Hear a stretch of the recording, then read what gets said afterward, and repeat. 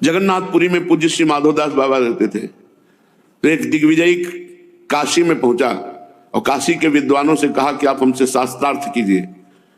तो काशी के विद्वानों ने सुन रखा था इसको सरस्वती सिद्ध है, इसकी जबान पे सरस्वती है, इस पर विजय प्राप्त करना बड़ा कठिन है।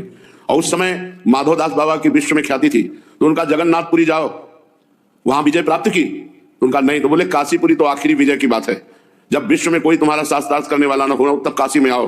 अभी तो तुम जगन्नाथपुरी जाओ और वहां के सिद्ध माधवदास बाबा हैं और उनको परास्त कर दो तो हम विद्वान सम्मान लेंगे कि काशी के विद्वान हार गए। एक की हार माधवदास बाबा की। वहां पहुंचे, माधवदास बाबा लंगोटी लगाए समुद्र के तट पर जगन्नाथ जी के सुमिरन में मगन थे। वो गए और कहा हम शास्त्रार्थ करना चाहते हैं। तो कहा हमें तो कुछ आता नहीं, क्या शास्त्रार्थ करोगे? उनका भी पराजित अपने को लिख दो। तो फौरन दस्तखत कर दिया। काशी जाके दिखाया, देखो ये दस्तखत सहित लाए। तो वहां उल्टा लिखा हुआ था, ये दिग्विजयी पंडित पराजित, माधवदास बाबा विजयी, इस बात के दस्तखत। तुमने कहा देख रहे हो तुम? तो उन्होंने देखा, बार बार चश्मा संभाला कि वहां तो पराजित लिखा था, माधवदास बाबा पराजित पर दस्तखत, और यहां उल्टा। बोले देख लो, तो कागज में यही लिखा है। तो बोले अब की बार ऐसी बात करूंगा कि पूरी जगन्नाथपुरी जानेगी। गए, वहां गए तो लिखा हुआ था माधवदास बाबा पराजित, दिग्विजय विजय को प्राप्त हुआ। काशी में उल्टा दिखाई दिया और वहां स्थित वैसे। माधवदास बाबा ने कहा भाई हमने पहले लिख दिया कि मैं हार गया हूं।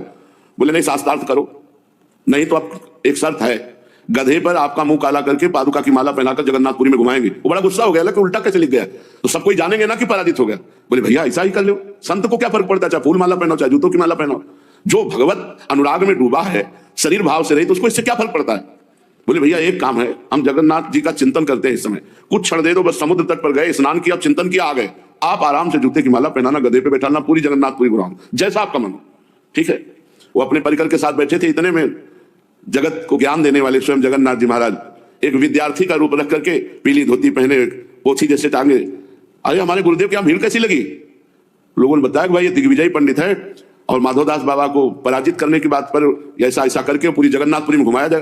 अरे बोले इतने बड़े विद्वान तुम हो कि हमारे गुरु जी को परास्त कर दोगे? अरे हमसे बात करो। अब वो तो भगवान स्वयं कुछ क्षण में पराजित कर दिया। का देखो, जो गुरु जी का आप कहते थे ना मुंह काला करके जूता का माला डाल के गधे पे, तो अब तुम बैठो।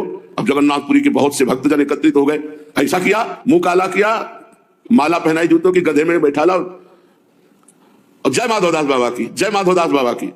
माधवदास बाबा जी सामने से समुद्र स्नान कर गया। बोले पंडित जी इतनी जल्दी तुम्हें थी कि तुम ही ने जूता सब? बोले हम थोड़ी, आपके चेला ने हमको पराजित कर दिया। वो हमारे कौन से चेला है? तो पीछे देखा, दोनों हाथ उठा उठा के भीड़ में कहते जय माधवदास बाबा की। स्वयं जगन्नाथ जी, विजय तो भगवान के। भक्त को वाद विवाद नहीं करना चाहिए।